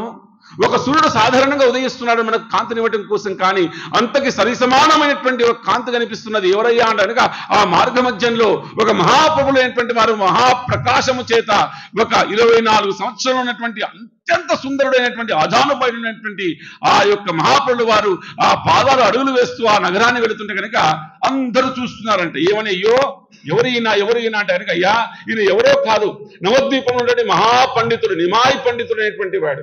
తర్వాత కాలం నందు గౌరహరిగా పిలువబడ్డటువంటి ఈయన ఈ యొక్క నగరంలో ఉన్నటువంటి కేశవ భారతుల నుంచి సన్యాస ఆశ్రమాన్ని స్వీకరించడానికి వచ్చారంట. తల్లిని త్యజించారంట. 16 సంవత్సరాల పైన ఉన్నటువంటి భార్యని త్యజించేసి ఏమిటి దేనికోసము? సన్యాసాశ్రమాన్ని స్వీకరించి అందరిని ఉద్ధరింపజేయడం కోసం వస్తున్నాడంట. అయ్యో అయ్యో అయ్యో అని నగరులన్నీ ఆ వీధులన్నీ కూడా అందరూ బయటకు వచ్చి చూస్తున్నారంట ఆ దర్శనాన్ని. హరిబోల్. మరొకసారి నవద్వీపంలో సూర్యుడు ఉదయించాడంట. ఉదయించగానే అందరికీ వార్త తెలిసిపోయింది. ఏమిటి? ఈ నవద్వీపాన్ని వదిలిపెట్టి వెళ్ళారు ఎవరు? ఆ అయ్యో రోధిస్తున్నారు ఒక్కరొక్కరు కూడా. ఒక్కరొక్కరు మహాప్రభువు వారితో ఆ నవద్వీపంలో వారికి జరిగినటువంటి లీలా విశేషాలన్నీ స్మరణ చేసుకొని దుఃఖిస్తున్నారట. అయ్యో మేము ఎంత ఆపాలనుకున్నా సరే ఆపలేకపోయామే మహాప్రభువుని. ఇక ఈ మహాప్రభువుని ఆ అందరం సుందరమైనటువంటి ఆ యొక్క కేశములతో సుందరమైనటువంటి అలంకరణతో ఉన్నటువంటి ఆ గృహస్థుడిగా మేము ఇక దర్శించలేమా? ఒక్కొక్కటి మననం చేసుకుంటున్నారంట. ఏమి మననం చేసుకుంటున్నారంటే మనం కూడా చేసుకోవాల్సింది ఇక్కడి నుంచి కూడా. ఏమి మననం చేసుకుంటున్నారంటే కనుక, అయ్యా మహాప్రభులు వారు నాకు భక్తిలో ముందుకెళ్ళడానికి ఎలా నాకు సహకరించారో అది మననం చేసుకుంటున్నారంట. ఉదాహరణకి శ్రీవాస్ ఠాకూర్ వారు అనుకుంటున్నారు, అయ్యా నిజంగా నేను భాగవతాన్ని ఎంత చదవాలనుకున్నా నాకు బోధపడటం లేదు, దాని యొక్క ఉన్నటువంటి అంతరార్థమైనటువంటివి నాకు బోధపడటం లేదు. ఏ మహాప్రభు ఏ మహాప్రభు బాగా పట్టుకునేటువంటి ప్రయత్నం చేయండి. ఒకనాడు ప్రకాశలీలలో, మహాప్రకాశలీలలో వారు అలా కూర్చొని ఒక చక్కటి సింహాసనం మీద కూర్చొని ఒక్కొక్కరిని పిలుస్తూ ఏ విధంగా తన యొక్క అనుగ్రహాన్ని ఇచ్చాడో చెప్తున్నాడు ఒకసారి మహాప్రభు. అది గుర్తు చేసుకుంటున్నారు ఈరోజు అందరు కూడా. బాగా పట్టుకునే ప్రయత్నం చేయండి. శ్రీవాస్ ఠాకూర్ల వారిని ఆ మహాప్రకాశలీలో ఒకసారి పిలిచి, ఏమయ్యా శ్రీవాస్ ఠాకూర్, మీరు భాగవతాన్ని చదువుతూ ఎంతగా ఆ లోతైనటువంటి తత్వాన్ని, అర్థాన్ని నీకు బోధపడకుండా ఎంతో మీరు బాధపడుతుంటే కనుక మీ హృదయం నందుకు నేనే ప్రకాశించేసి ఆ యొక్క భాగవతం యొక్క అర్థాన్ని, అంతరార్థాన్ని మీకు బోధపడేలా చేసినటువంటిది నేనే అని ఆలింగనం చేసుకుంటున్నాడు. అబ్బా, అంటే నాకు భాగవతాన్ని ప్రదానం చేసినటువంటి వారు ఆ మహాప్రభులు అని చెప్పేసి అని వీరు దుఃఖపడుతున్నారంట. ప్రత్యేకించి గంగాదాసులు అనేటువంటి వారు ఒకరు ఉంటారు. వీరికి శాస్త్రం అంటే భౌతికమైనటువంటి శాస్త్రాన్ని నేర్పించినటువంటి గురువులు నవద్వీపంలో అనమాట. వారికి ఒకనాడు చాలా పెద్ద భయంకరమైన సమస్య వచ్చింది. అప్పుడున్నటువంటి రాజులు అనేటువంటి వారు ముస్లిం రాజులు కాబట్టి ముస్లిం రాజులు ఉన్నటువంటి సిపాయిలందరూ కూడా వీరిని దండించాలని చెప్పేసి ఒకనాడు వేరే కారణం చేత వస్తే వారు రాత్రికి రాత్రి కూడా నవద్వీపాన్ని దాటవలసినటువంటి అవసరం వచ్చిందంట. వారు వచ్చేసి గంగానది తీరంలో చాలా ఉధృతంగా ప్రవహిస్తుంది ఆనాడు గంగాదేవి. అయ్యో, నేను ఈనాడు నవద్వీపంలో ఉంటే నాకు ఎంతో భయంకరమైనటువంటి దుఃఖం కలుగుతుంది కదా, అంటే కనుక నా దేహానికి అంటే నా యొక్క ప్రాణానికే ప్రమాదం ఉంది కదా అని చెప్పేసి కూర్చొని, అయ్యో ఇక నేను రేపటి నుంచి మహాప్రభువుని దర్శించలేను కదా ఈ దేహత్యాగం అయితే అని చెప్పేసి బాధపడుతుంటే, ఏమయ్యా గంగాదాస్ రా, ఆనాడు మిమ్మల్ని ఆ యొక్క నదిని దాటించడానికి పడవ రూపంలో పడవని తీసుకుని వచ్చినటువంటి నావికుడు ఉన్నాడే, అది నేనే కదా, అలా నిన్ను అనుగ్రహించాను కదా, అలా గంగని నీకు దాటించాను కదా అని పిలిచేసి ఆలింగనం చేసుకున్నటువంటిది ఆ మహాప్రభులు వారు ఆనాడు అనుగ్రహించినటువంటిదని వారు ఏడుస్తున్నారంట. అయ్యా, ముకుందులు అనేటువంటి వారు ఒకరు ఉంటారు. 24 సంవత్సరాల్లో ప్రత్యేకించి ఈ సంకీర్తన విలాసలో ముకుందుల వారు అనేటువంటి వారు అద్భుతంగా భజన చేసేటువంటి వారు, ఎంతో అద్భుతంగా కీర్తన చేసేవారంట. కనుక వారి కీర్తన చేస్తుంటేనే మహాప్రభు వారికి రోమాంచితం అయిపోయి సుమారుగా 3 మీటర్లు అంటాం మనం, 3 మీటర్లు అంటే ఇంచుమించు 6-7 ఫీట్లు అలా నాట్యం చేస్తూ ఏడుతూ ఆనందించేటువంటి వారంట మహాప్రభు వారు. ముకుందుల వారు మాత్రం అయ్యా మహాప్రభు వారు ఇంకా వదిలివేశారంటే కనుక ఇంకా ఏడుస్తున్నారంట. కారణం ఏమిటంటే కనుక ఆనాడు నన్ను ఎలా అనుగ్రహించారు మహాప్రభు వారు. ఒకనాడు అదే మహాప్రకాశలీలు, అదే సంకీర్తన విలాసలీలు ఆ యొక్క శ్రీవాస్ ఠాకూర్ ఇది గుర్తు చేసుకుంటున్నారు వాళ్ళందరూ కూడా. బాగా పట్టుకోండి. అంటే మన భక్తి లోపల వచ్చేటువంటి ఆటంకాలను తొలగించేటువంటి ఆ శక్తి సామర్థ్యము మహాప్రభుల వారికి ఉందనేటువంటి భావన చేస్తున్నాను నేను. హరిబోల్ చెప్పండి. ముకుందుల వారు అనుకుంటారంటే నేను ఎంత అద్భుతంగా భజన చేస్తాను, ఎంతో అద్భుతంగా మహాప్రభుల వారికి ఆనందాన్ని అందిస్తాను అనేటువంటిది ఉండేదంట ముకుందుల వారికి. ఒకనాడు అందరినీ పిలిచి ఆలింగనం చేసుకుని వారితో తన యొక్క అనుబంధాన్ని, వారి యొక్క భక్తిలో తను ఎలా సహకరించానో గుప్తంగా అది చెబుతా ఉంటే కనుక అందరినీ పిలిచి ఆ యొక్క మహాప్రకాశవంతమైనటువంటి దర్శనాన్ని ఇస్తుంటే కనుక ఆలింగనం చేసుకుంటుంటే కనుక అందరినీ పిలిచారంటే కానీ ఒకనాడు ముకుందుల వారిని పిలవలేదంట. ముకుందుల వారు అన్నారు, అయ్యో నన్ను ఎందుకు పిలవటం లేదు, అందరినీ పిలుస్తున్నారు కానీ నన్ను పిలవటం లేదు, కారణం ఏమిటి, నేను ఏ లోపం చేస్తాను మహాప్రభుకి, నేను మహా అద్భుతంగా నేను ఏంటి కీర్తన చేస్తాను, నేను నన్ను ఎందుకు పిలవటం లేదని చెప్పేసి వారు దుఃఖపడ్డారంట. పిలిచి అయ్యా శ్రీవాస్ ఠాకూర్ వారిని పిలిచి, అయ్యా దయచేసి మహాప్రభు వారిని అడగండి, నేను ముందుకెళ్ళి అడగలేను నేను వారిని, దయచేసి నాకెందుకు అది నిరోధించారు ఆ మహాప్రభుల వారు అని చెప్పేసి అని అడిగాడంట. వీరు వెళ్ళి, హే మహాప్రభు, మీరు ఇక్కడ ఉన్నటువంటి అందరినీ పిలిచారు, అందరినీ ఆలింగనం చేసుకున్నారు, అందరికీ మీ ప్రకాశమైనటువంటి ఆ యొక్క తత్వాన్ని మీరు వారికి దర్శనం ఇచ్చారు, కానీ ముకుందుల వారిని మాత్రం మీరు పిలవటం లేదు ఏమిటి అని అడిగారంట. బాగా పట్టుకుంది. మహాప్రభుల వారు అన్నారు, ఈ జన్మ కాదు, ముకుందుల వారు కోటి జన్మలు ఎత్తినప్పటికి కూడా కోటి జన్మల తర్వాత తప్పకుండా అవశ్యముగా నేను వారికి దర్శనం ఇస్తానని చెప్పి అన్నారంట. కోటి జన్మల తర్వాత. వీరికి అర్థం కాలేదు. వెంటనే వెళ్ళి ముకుందుల వారు చెప్పారు, అయ్యా మహాప్రభుల వారు మీకు తన యొక్క ప్రకాశవంతమైనటువంటి దివ్యమైనటువంటి ఆ దర్శనాన్ని, మహాప్రకాశ దర్శనాన్ని వారు నిరాకరించారు. కానీ ఒక విషయం చెప్పారు, ఏమిటి, కోటి జన్మల తర్వాత అవశ్యముగా మీకు దర్శనమిస్తా అన్నారు. ఎందుకయ్యా అది, దయచేసి తెలుసుకోండి, అంతటి శిక్ష నేను ఏం చేశాను, అంతటి పాపాన్ని నేను ఏమి చేశాను అన్నారంట. అంటే వీరు వెళ్ళారు. వెళ్ళి మహాప్రభు కారణం తెలుసుకోవచ్చా అని ప్రాధేయపడితే వారు ముకుందుల వారు అది అన్యథా భావించకండి, ఈ లీలలో ముకుందుల వారు ఈ యొక్క సందర్భంలో వస్తే ఇక్కడ మహాద్భుతంగా సంకీర్తన చేస్తారు. దీని తర్వాత మళ్ళీ ఎక్కడైనా సరే ఇక్కడ ఏమిటి భగవంతుడు సాకారుడు అనేటువంటి తత్వాన్ని నేర్చుకుంటారు. మరి ఎక్కడైనా అవకాశం ఉంటే అక్కడ భగవంతుడు నిరాకారుడు అని చెప్తే దాన్ని ఆయన ఆస్వాదిస్తారు. ఇక్కడ సాకారం అంటే ఇక్కడ సాకారుడిగా చక్కగా భజన చేస్తారు, కీర్తన చేస్తారు. కానీ మరో సందర్భంలో వెళ్తే కనుక అక్కడికి వెళితే అక్కడ కూడా ఉంటారు, అక్కడే ముందుంటారు, అక్కడ ఏం చేస్తారు, అక్కడ కూడా వారి చేత కూడా భగవంతుడు నిరాకారుడా అంటే కనుక నిరాకారుడు అని చెప్తారు. అయ్యా ముకుందుల వారు నా కళ్ళని, నా చేతులని, నా రూపాన్ని ఖండన చేస్తారయ్యా భావనలో. నిరాకారము అంత ప్రమాదమైనటువంటిది, నిరాకారము అంతటి ప్రమాదమైనటువంటిది భగవంతుడికి. కాబట్టి నా ఖండన చేస్తారయ్యా.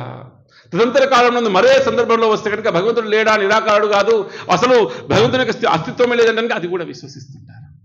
అనేక భిన్నములైనటువంటి వాటిని వారు ఆశ్రయిస్తారయ్యా. మనస్తత్వం కాదు, అంటే విశ్వాసాలని వారు పొందటం అనమాట. ఎస్, కరెక్ట్ కరెక్ట్ అని అంటే కనుక అందుకోసమే నేను ఏం చేశాను, నేను నా యొక్క దివ్యమైనటువంటి ప్రకాశవంతమైనటువంటి ఆ యొక్క దర్శనాన్ని వారికి నేను నిరాకరిస్తున్నాను. కానీ ఒకటి మరొకసారి చెప్పండి, ఏమని? కోటి జన్మల తర్వాత మాత్రం అవశ్యముగా నేను నా యొక్క అనుగ్రహాన్ని ఇస్తానని చెప్పేసి అనగానే వీరు వెళ్ళి వారికి చెప్పారట. వారేం చేశారు? అవశ్యముగా అన్నారా? అన్నారు. ఏమిటంటే చివరిగా ఏమన్నారు? అవశ్యముగా అన్నారా? మహాప్రభువు వారే అన్నారా? వారి ముఖతహానే అన్నారా? అయితే వారు నాట్యం చేస్తున్నట్ట లేచి. ఏమని? నాకు కోటి సంవత్సరాల తర్వాతైనా సరే ఖచ్చితంగా ఈ యొక్క అవతారం అనేటువంటిది నేను దర్శించబోతున్నాను, మహాప్రకాశ అవతారము, ఆ దర్శనాన్ని నేను పొందబోతున్నాను. వారు నాట్యం చేస్తూ కీర్తన చేస్తున్నారంట. మహాప్రభులు వారు వారి ఆసనం నుంచి దిగి వచ్చి వారిని ఆలింగనం చేసుకుని వారి దివ్యమైన దర్శనాన్ని అప్పుడే ప్రసాదించారంట. కారణం ఏమిటి? అయ్యా నేను వచ్చినటువంటిది ఎవరిని శిక్షించటం కోసం కాదు, నన్ను ఆశ్రయించిన మాత్రం చేతనే ఏ అర్హత ఉన్నా ఏ అర్హత లేకపోయినా ఎన్ని ఎన్ని ఎన్ని ఏమిటండి వేరే మార్గాలు మీరు పట్టుకున్నప్పటికీ కూడా ఒక్కటి చేస్తే ఆ మహాప్రభుల వారి యొక్క పాదాలను ఆశ్రయించిన మాత్రం చేతనే నేను ఈ కృష్ణ భక్తిని అనుగ్రహిస్తానని ఆనాడు అంత పెద్ద శాపన పెట్టినటువంటి మహాప్రభు తనే వచ్చేసి నన్ను ఆలింగనం చేసుకొని నాకు ఆ దర్శనం ఇచ్చారయ్యా. అలాంటి మహాప్రభుల వారు ఈనాడు నవద్వీపంలో లేరా అని బాధపడుతున్నాడంట. పాషండులు అయినటువంటి వారు అందరికీ తెలిసిపోయింది. పాషండులు అనుకుంటున్నారు అంటే నాస్తికులైనటువంటి వారు నవద్వీపులు. అయ్యో మహాప్రభులు వారు మాలాంటి వారి కోసమే నా సన్యాసాశ్రమాన్ని స్వీకరించింది, తన భార్యని త్యజించినటువంటిది.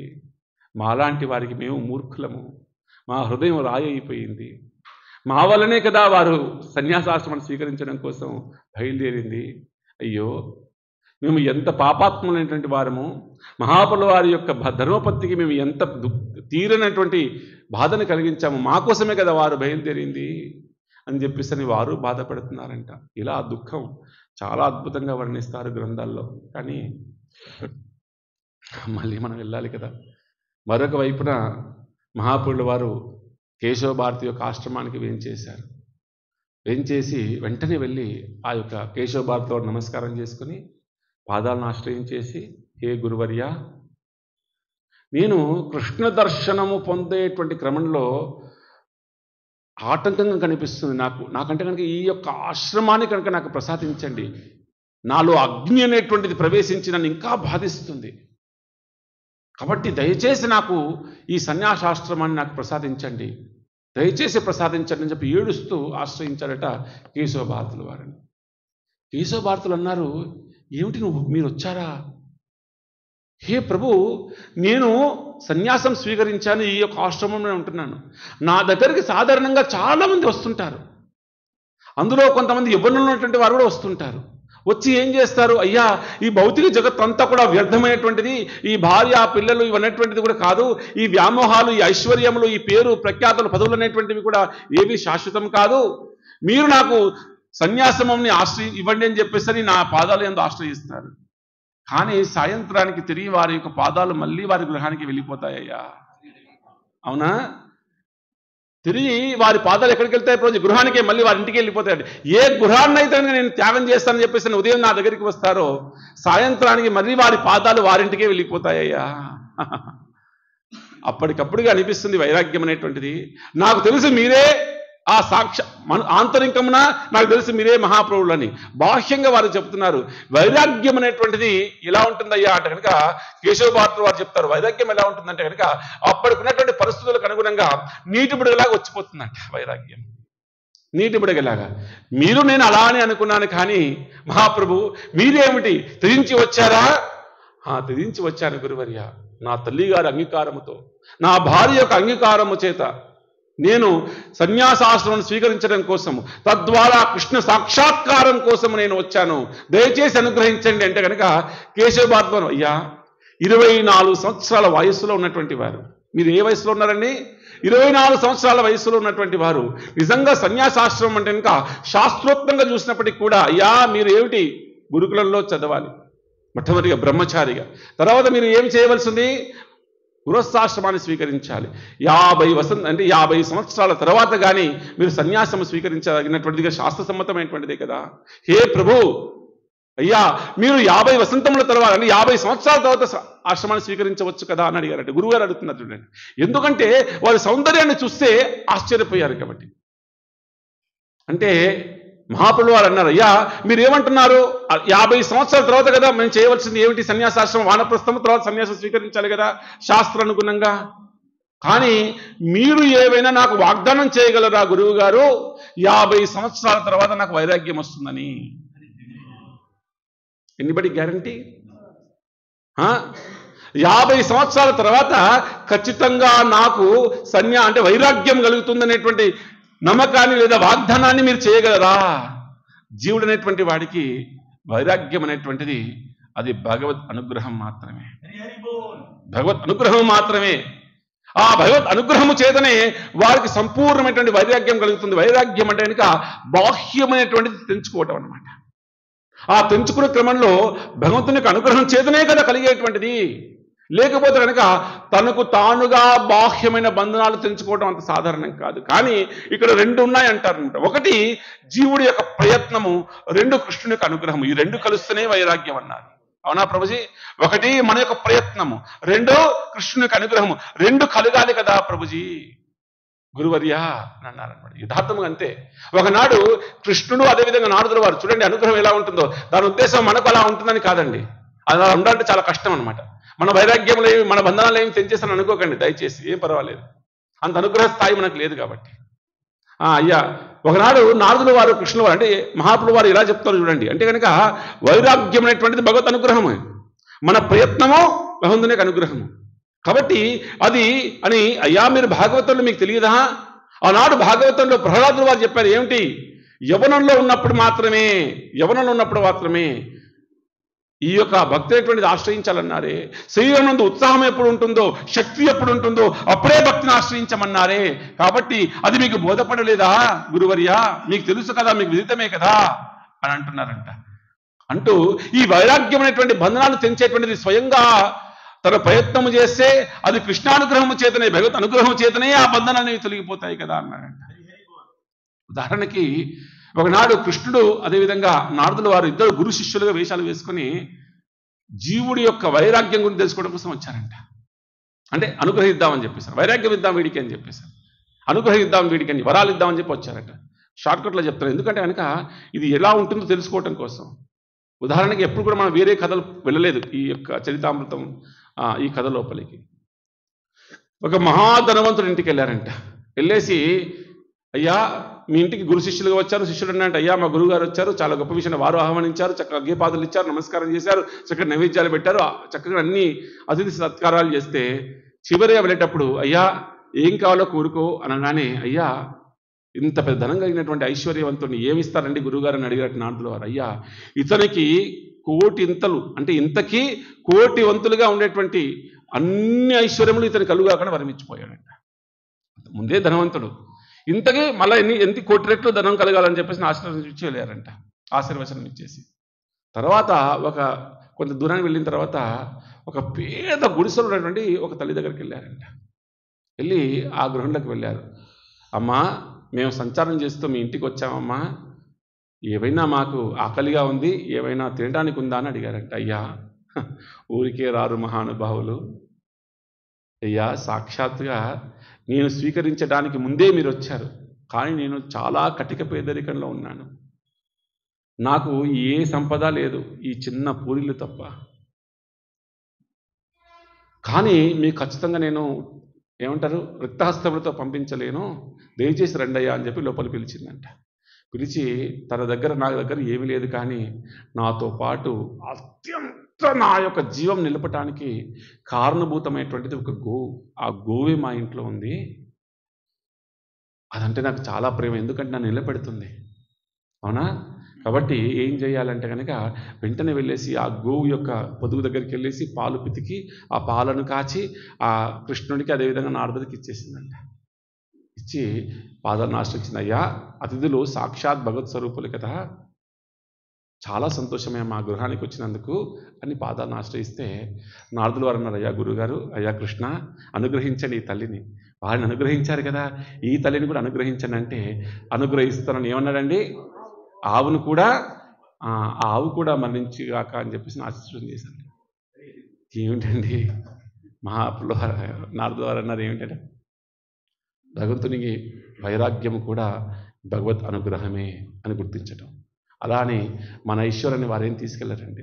అలా ఎవరు కూడా బాధపడకండి. అంత అనుగ్రహం, అంత స్థాయి భక్తి మనలో లేదు కాబట్టి. ఏమిటయ్యా ఇలా అనుగ్రహించారు ఏమిటి? వారినేమో కోటి రెట్ల ఐశ్వర్యం కలగాలని అనుగ్రహించారు.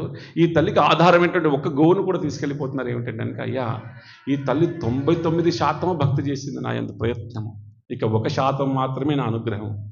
ఇక అవి ఉన్నటువంటి ఏకైక బంధనం ఆ గోవే. ఆ గోవును కనుక ఆ తల్లి యొక్క జీవితంలోంచి తప్పిస్తే ఇక సాక్షాత్గా నాకు సంపూర్ణ శరణాగతి చేసి నిత్యం నన్ను వైకుంఠంలో నాతో జీవిస్తుందయ్యా, నాతో ఈలలో పాల్గొంటుందని చెప్పేసి నా విధంగా అనుగ్రహం చేశానంటాడు. కారణం ఏమిటంటే మన ప్రయత్నము భగవంతునికి అనుగ్రహం. అందుకే ఎలా చేస్తాడు కృష్ణుడు అంటే కనుక బాగా పట్టుకోండి, నేను కృష్ణుని దగ్గర చేయటానికి నాకు ఏది అవసరమో అది నాకు ప్రసాదిస్తుంటాడు. కొంతమందికి ధనము ద్వారా వాడి కృష్ణ భక్తి నిలబడుతుందా? ఖచ్చితంగా ధనం ఇస్తాడు. వారియో ధనం ఇవ్వడం వల్ల వాడి నడకలో ఉన్నటువంటి వాడి యొక్క భక్తి లోపల ఆటంకములు ఏర్పడతాయా? 10 మందికి దానం చేయలేడు, అందులోనే వ్యామోహంలో పడిపోతాడా అంటే కనుక వాటిని కొంచెం తగ్గిస్తాడు. అలాంటి అనుగ్రహం, తగ్గించే అనుగ్రహం మనకు అంత ఈజీగా పొందలేదు కాబట్టి నిర్భయంగా మీరు ఎవరు కూడా అయ్యో అని చెప్పేసి భావన చేయకండి దయచేసి కూడా. అంతటి స్థాయి, అంతటి అనుగ్రహం నిజంగా ఉందా? అంతకంటే అదృష్టం ఇంకొకటి లేదు. అలా మహాప్రభుల వారు ఆ యొక్క గురువు గారిని అంటారు, అయ్యా ఆ వైరాగ్యం వచ్చే అవకాశం ఉందా అయ్యా 50 సంవత్సరాల తర్వాత? కాబట్టి ఇక నాకు ఆలస్యం చేయకండి, ఇక నాకు ఈ యొక్క సన్యాసాశ్రమంలో ఉన్నటువంటి ఆ యొక్క అనుబంధాన్ని, ఆ ప్రేమని, ఆ యొక్క ఆ భక్తిని నేను ఆస్వాదించాలనుకుంటున్నాను, దయచేసి అది నాకు అనుగ్రహించండి అన్నారంట. ఆశ్రమంలో ఉన్నటువంటి వారు కొంతమంది అంటున్నారంట, అయ్యా భగవంతుని వాడు నిజంగా ఈ ఆశ్రమాలు ఎందుకు పెట్టాడు? అసలు ఆ భగవంతుని నిందించాలి. నిందిస్తున్నారట ఎవరిని? భగవంతుని. ఆశ్రమాలంటే ఏమిటండి? ఆశ్రమాలు ఏమిటిది? బ్రహ్మచర్యము, గృహస్థము, వానప్రస్థము, సన్యాసం. ఈ ఆశ్రమాలు ఉన్నాయి కాబట్టి వారు స్వీకరిస్తున్నారు కదా. ఈ ఆశ్రమాలు ఎందుకు పెట్టారయ్యా అని చెప్పేసి భగవంతుని నిందిస్తున్నారంట. మరొక పక్కన నవద్వీపంలో తెలిసిపోయింది కదా, నిత్యానంద ప్రభు ఇత్యాది వారందరికీ కూడా చూడండి లీలలు ఎంత అనుగ్రహంగా ఉంటాయో. వారితో పాటు హరిదాస్ ఠాకూర్ వారు కూడా పరిగెట్టుకుంటూ వస్తున్నారంట. ఎక్కడికి? కేశవ భారతిలో గృహానికి వెళ్దామని చెప్పేసి, మహాప్రభుని దర్శనం చేసుకుందామని చెప్పేసి. హరిదాస్ ఠాకూర్ వారు మార్గమధ్యంలో బాధపడుతున్నారంట. నన్ను హరినామను త్యజించమని చెప్పేసని, నువ్వు ముస్లింగా పుట్టావు, ముస్లిం యొక్క సాంప్రదాయంలో జన్మించావు, నీవు భగవంతునికి హరినామాన్ని ఎలా స్వీకరిస్తావని 22 ఆ నగరంలో ఉన్నటువంటి 22 కూడల్లో వచ్చేసి కొరడాలతో దెబ్బలు కొడుతుంటే నిజంగా మహాప్రభువు వారు ఒకనాడు పిలిచి చెప్పారు, హే హరిదాస్ ఠాకూర్, అలా నువ్వు కొరడాలతో పడుతుంటే నాను కోపోద్రిక్తుడై సుదర్శన చక్రాన్ని పంపించాను నేను, కానీ ఆ సుదర్శన చక్రాన్ని యొక్క పాదాలు ఆశ్రయించావయ్యా. వారు కొరడాలతో నన్ను కొడుతున్నారు, కానీ దయచేసి వారిని దండించకండి అని సుదర్శన చక్రానికి పాదాలను పట్టుకున్నటువంటి వాడివి నీవు. ఆ దెబ్బలన్నీ కూడా ఆనాడు స్వీకరించింది నీవు కాదయ్యా, నేనే అని ఒకనాడు ఆ గౌరనితాయిలో ఆ గౌరంగ మహాప్రభుల వారే నాకు చెప్పారయ్యా. అలాంటి గౌరంగ మహాప్రభుల వారు ఈనాడు సన్యాసాశ్రమాన్ని స్వీకరించేసి లోకోద్ధరణ కోసం వెళ్ళారు. కాబట్టి ఇక నేను వారినే నేను అనుసరించాలనేటువంటి వారు ప్రయాణం మొదలుపెట్టారు. ఎక్కడికి? కట్వా నగరానికి. అందరూ బయలుదేరి వస్తున్నారు. ఇక్కడ అనుగ్రహిస్తున్నారు. ఇంకా ఎవరు? కేశవ భారతి వారు. యథార్థముగా నేను నిజముగా నాకు యోగ్యత ఉందా లేదా నాకు తెలియదు, కానీ ఇది భగవత్ సంకల్పమైనటువంటిది. మీరే భగవంతుడైనటువంటి వారు, కానీ మీరు ఇచ్చామైనటువంటి వారు. మీరు స్వీకరించాలనుకున్నారా, నేను ఇచ్చేటువంటి ప్రయత్నం చేస్తాను అని వారు అంగీకరించేశారు. ఇక తర్వాత కార్యక్రమాన్ని కూడా అన్నీ కూడా ప్రారంభమైపోతున్నాయి. ఆ క్రమంలోనే వారికి అన్ని సన్యాసాశ్రమం స్వీకరించడానికి ఇంకా కొన్ని విధులుగా మనకు చెప్పాయి శాస్త్రంలో. కౌపీనం ధరించవలసింది, ఈ వస్త్రములన్నీ కూడా సంపూర్ణంగా ధరించవలసి ఉంది, దండము సిద్ధం చేయవలసి ఉంది, ప్రత్యేకించి శిరోముండనం ఇది ప్రధానంగా చెప్పబడింది. వెంటనే అన్ని ఏర్పాట్లు చేశారు. ఒక నాయిని పిలిపించారు. ఎవరిని చేసే శిరోముండనం చేయగలుగుతారు. వారి పేరు దేవనాయి లేదా మధునాయి అని 2 నామధేయాలు ఉన్నాయన్నమాట వారికి. ఒక గ్రంథంలో దేవనాయిగా చెప్పారు, రెండవ గ్రంథంలో మధునాయిగా చెప్పారు. అంటే కనుక వారికి 2 నామధేయాలు ఉన్నట్టుగా మనకు ఆచార్యుల వారి తెలుస్తుంది అనమాట. దేవనాయి లేదా మధునాయి అని చెప్పేసి. వారు ఆశ్రమంలో సాధారణంగా వచ్చి వెళుతుంటారు. ఏదైనా ఈ కేశానికి సంబంధించినటువంటి రెగ్యులర్గా వచ్చి వెళుతున్నటువంటి వారు. ఆనాడు వారు కూడా అన్ని చక్కగా తీసుకొని వచ్చారంట. వారికి చేయడానికి కావాల్సినవి అన్నీ కూడా తీసుకొని వచ్చేసి, అయ్యా ఎవరికి ఈరోజు చేయవలసినటువంటిది అంటే కనుక ఎదురు కనిపించేటటువంటి వారు మహాప్రభులు వారు. దగ్గరగా వెళ్ళాడు, ఆ కళ్ళను చూశాడు. ఈ కళ్ళను చూస్తుంటే సాధారణంగా నేను ఎంతో మందికి చేశాను నేను, కానీ ఈ కళ్ళను చూస్తుంటే ఇంత తేజస్సు కనిపిస్తుంది, ఏమిటిది అని, ఎందుకు నా చేతులు వణుకుతున్నాయి ఏమిటి అనుకుంటున్నాను. చేతులు వణుకుతున్నాయి. కారణం ఏమిటంటే కనుక తన యొక్క చూపు ఆ చూపులో నుంచి శిరస్సుపైకి వెళ్ళింది, కేశముల వైపు వెళ్ళింది. అబ్బా ఎంత అందంగా ఉన్నాయో కేశములు. అయ్యా శిరోమండనం చేయవలసింది, అయ్యా మీరేనా వచ్చింది? నిజంగా నాకు సన్యాసాశ్రమాన్ని స్వీకరించడానికి ఎంతగో దోహదపడుతున్నావయ్యా అని నమస్కారం చేస్తారట. ఎవరికి? మహాప్రభువు వారు తదనంతర కాలమునందు ఈ యొక్క కులములు అనేటువంటి దాన్ని ఎంతగా వ్యతిరేకించారో అది కనిపిస్తుంది అక్కడి నుంచి వారు మన సనాతన ధర్మంలో ఉన్నటువంటి ఆటంకములుగా భౌతిక అంటే కలియుగమునందు ఆటంకములు ఉన్నటువంటి దాన్ని ఎలా త్యజించాలో అక్కడి నుంచి ఉదాహరణ చూపిస్తున్నారు మనకి. అందరం కూడా భగవంతుని యొక్క స్వరూపములే కాబట్టి జీవేర స్వరూపోయి కృష్ణేర అది చెప్పడం కోసం అన్నమాట. అయ్యా నేను సన్యాసాశ్రమాన్ని స్వీకరించడానికి ఈ శిరోముండనం ఎంతో ప్రాముఖ్యం కలిగినటువంటిది, అది చేసి నన్ను ఉద్ధరింపజేస్తున్నారని చెప్పి నమస్కారం చేశారంట. వారు అది పట్టుకున్నారు, చేతులు వణుకుతున్నాయి. పట్టుకొని చేయటానికి వచ్చి ఆ గుంగురు లేనటువంటి వెంట్రుకలను చూసి వారు అన్నారంట, అయ్యా నా చేతులు వణుకుతున్నాయి, నేను ఈ కేశమును తొలగించలేను. కారణం ఏమిటంటే నా మనసు లోపల బాగా తులుస్తున్నది. ఎందుకంటే కనుక నాకు ఏదో చెప్తున్నట్టు కనిపిస్తుంది నా చెవు లోపల. ఏమని? ఒకవేళ కనుక నువ్వు ఈ కేశములు అనేటువంటివి నువ్వు తొలగించావా, శాశ్వతంగా నువ్వు నరకలోకాల్లో శిక్షణ అనుభవిస్తానని చెప్పి తెలుస్తుందయ్యా నాకు. ఈ కేశములను తీసే శక్తి లేదు నాకు. ఎందుకంటే ఇంత సుందరంగా ఉన్నటువంటి ఈ కేశమును మీకు మమ్మల్ని చూస్తుంటే కనుక సాక్షాత్తు విష్ణుమూర్తిలా కనిపిస్తున్నారు. ఇంత సౌందర్యమైనటువంటి మీకు ఆ కేశముండనం చేసేటువంటి శక్తి నాలో కనిపించటం లేదు. కారణం ఏమిటి? నా చేతులు వణుకుతున్నాయి. దానికి కారణం ఏమిటంటే కనుక ఈ కర్మ చేస్తే కనుక, అంటే ఈ యొక్క కార్యము నేను చేస్తే కనుక నాకు నరకలోకంలో శాశ్వతంగా నేను ఏం అనుభవిస్తాను, అక్కడ శిక్షలు అనుభవిస్తాను అనేటువంటి భావన కలుగుతుందయ్యా, నేను చేయలేనయ్యా అని చెప్పేసి మళ్ళీ పాదాలను పడి ఏడుస్తున్నాడంట. అక్కడ కూడా ఆటంకమే మహాప్రభుల వారికి. వారు లేపించి ఎంత చెప్పినా సరే అయ్యా క్షమించని, నా వల్ల కాదయ్యా ఈ కార్యం అంటున్నారంట.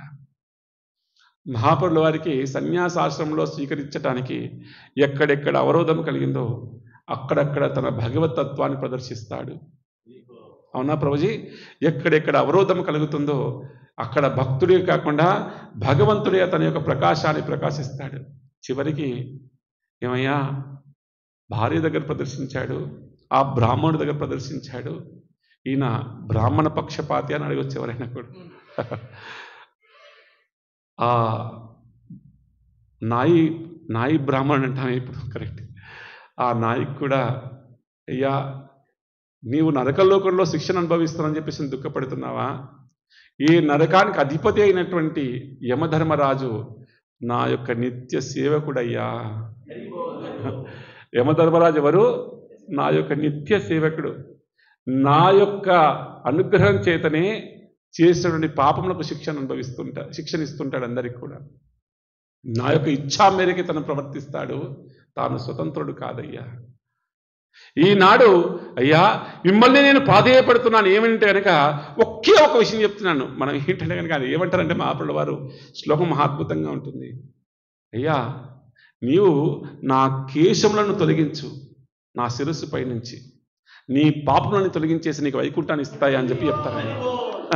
ఈ కేశములను తొలగించావా, నీ పాపాలని తొలగించేసి నీకు వైకుంఠ ప్రదానం చేస్తానయ్యా.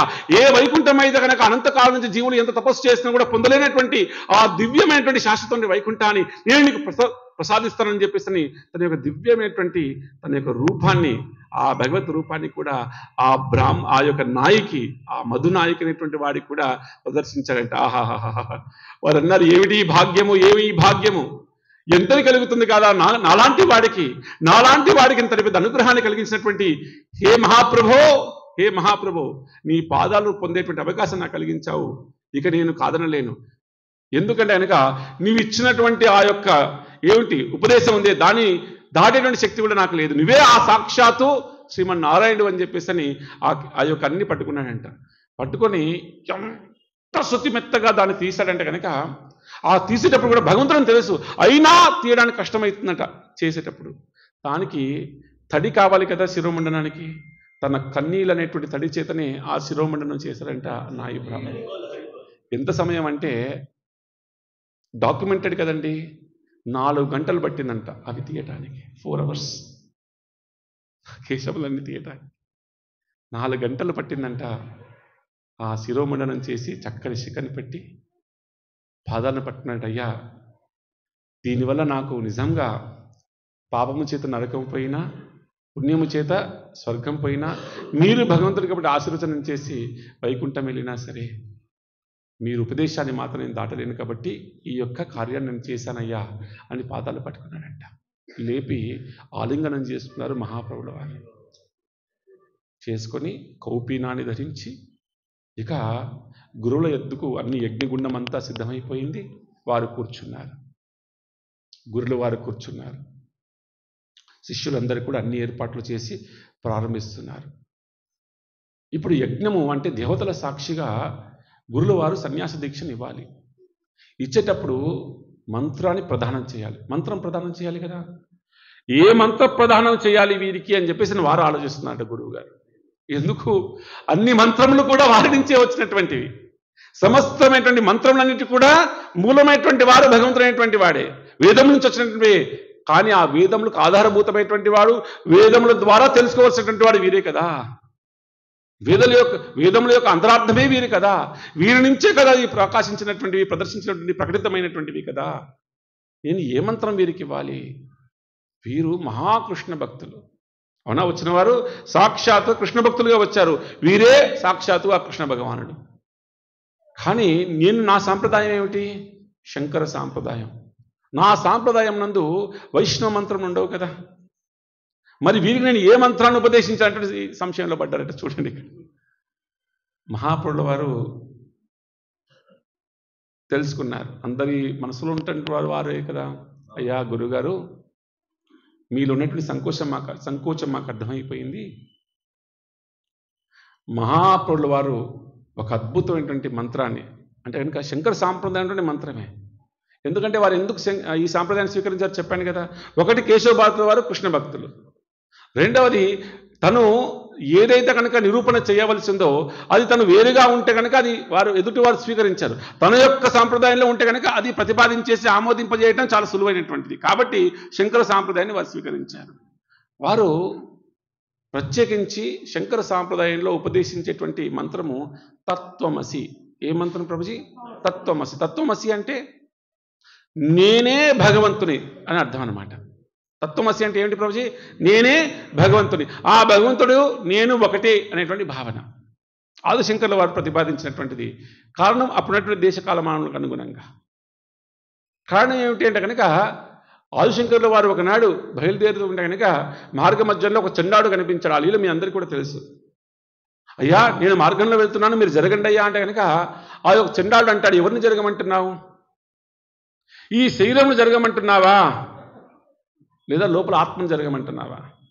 ఒక సూర్యుడైనటువంటి ఉదయించగానే ఒక కుండలో ఉన్నటువంటి నీటిలోనూ అదే సూర్యుడు కనిపిస్తాడు, మరొక పాత్రలో ఉన్నటువంటి దాంట్లో కూడా అదే కనిపిస్తాడు. ఇది పాత్రలో భేదం తప్ప ఆ సూర్యుడి యొక్క ప్రకాశంలో ఏదైనా భేదం ఉందా? కాబట్టి భగవంతుడైనటువంటి వాడు అంటే నన్ను జరగమంటున్నావా, ఈ శరీరాన్ని జరగమంటున్నావా, ఇది శాశ్వతమైనటువంటిది కాదు. లేదా నాలో ఆత్మను జరగమంటున్నావా, అది అందరితో సమానమైనటువంటిది కదా అని చెప్పేసి అని ఉపదేశం చేస్తే వచ్చిన వారు సాక్షాత్తుగా పరమశివుడు అనేటువంటి భావన చేసి ఆనాటి నుంచి వారు తత్వం ప్రవేశపెట్టారు. తత్వమసి అని అంటే నేను భగవంతుడు ఒకటే అని. ఒకనాడు మహాపురులు వారు కూడా గదాధర పండితుల వారితో ఈ యొక్క తత్వాన్ని వారు చర్చిస్తూ అంటారు, తత్వమసి అంటే కనుక వీరు ఏమిటి నేనే భగవంతుడు అంటున్నారు, కానీ నేనే భగవంతుడు అంటే కనుక భగవంతుని సేవ చేసేటువంటి యోగ్యత మనకు ఉండదు కదా. నేనే భగవంతుడు అనుకోండి, ఎవరికి సేవ చేస్తాం ప్రభుజీ? కానీ జీవేర స్వరూపై కృష్ణేరా నిత్య దాస్. నేనే భగవంతుడు అయితే కనుక ఇక నేను ఎవరిని సేవించాలి? ఆ సేవ పోతుంది. కాబట్టి తత్వమసి అంటే కనుక వైష్ణవ సాంప్రదాయంలో చక్కటి అర్థాన్ని ఇస్తారు మహాప్రభులు వారు గదాధర పండితుల వారితో. తత్వమసి అంటే కనుక నేను భగవంతునికి చెందినటువంటి వాడిని అర్థం అనమాట. What is the meaning of తత్వమసి? మహాప్రభు హాస్ గివెన్ ద ఎక్స్ప్లెనేషన్. తత్వమసి మాత్రం నేను ఏమంటే మమైవాంశ అన్న కదా భగవద్గీతలో. అంటే కనుక నేను భగవంతుడి యొక్క అంశమును అనేటువంటి అర్థాన్ని ప్రతిపాదిస్తారు. ఈ విషయాన్ని తెలుసుకున్నటువంటి మహాప్రభులు వారు కేశవ భారతి యందు అయ్యా ఆ మంత్రాన్ని నాకు ఏ ఇవ్వాలో బోధపడటం లేదు, మీరే నాకు తెలియజేయండి అని చెప్పేసి అంటే మొట్టమొదటిగా మహాప్రభులు వారు కేశవ భారతి యొక్క కర్ణంలోకి వచ్చి గుహ్యముగా ఈ మంత్రాన్ని ఇస్తారు. తత్వమసి అంటారు. మొట్టమొదటిగా గురుకు ఉపదేశం చేసిన వారు ఎవరండి? ఇప్పుడు భగవానుడే అన్నమాట. వారి యొక్క వైభవాన్ని పెంచడం కోసం మొట్టమొదటిగా ఆ యొక్క ఉపదేశం చేసినటువంటి వారు తత్వమసి అనేటువంటి మంత్రాన్ని ఉపదేశం చేశారు మహాపురుల వారు గురువు గారికి, కేశవ భారతుల వారికి. కేశవ భారతుల వారు అదే మంత్రాన్ని తిరిగి మహాపురుల వారికి ప్రదానం చేశారు. ఏ మంత్రం అన్నది? తత్వం అసి. అంటే మనందరం కూడా జీవులందరూ కూడా భగవంతుడి యొక్క అంశములము అనేటువంటి మంత్రాన్ని ఇచ్చారనమాట. ఇచ్చి ఇక ఆ యొక్క కార్యక్రమం అంతా కూడా పరిపూర్ణమైపోయింది. చివరిగా చేయవలసిన ఏమిటంటే కనుక నామధేయాన్ని ఇవ్వాలి. ఏమంటే మంత్రాన్ని ఇచ్చారు. ఇప్పుడు ఏమి ఇవ్వాలి ప్రభు? ఇంకా నామధేయం. ఏ నామాన్ని ఇవ్వాలి వీరికి?